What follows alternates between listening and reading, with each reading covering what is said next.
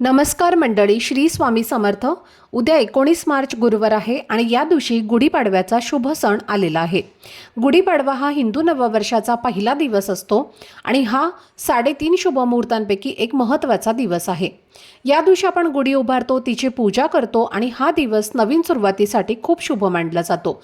त्यामुळे सुख, समृद्धी आणि चांगल्या आरोग्यासाठी काही सोपे उपाय सुद्धा या दिवशी केले जातात.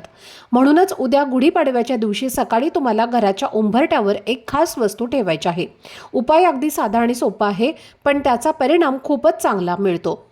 असं केल्याने घरात भरभराट होण्यास मदत होते, घरातील अडचणी कमी होतात आणि घरात आनंद, समाधान आणि सकारात्मक वातावरण निर्माण होते.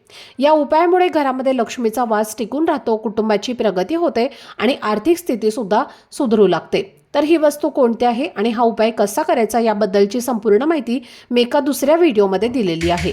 तो व्हिडिओ पाहण्यासाठी या व्हिडिओच्या खाली जो छोटासा त्रिकोण दिसत आहे त्यावर क्लिक करा, म्हणजे संपूर्ण माहिती तुमच्यापर्यंत पोहोचेल. धन्यवाद. श्री स्वामी समर्थ.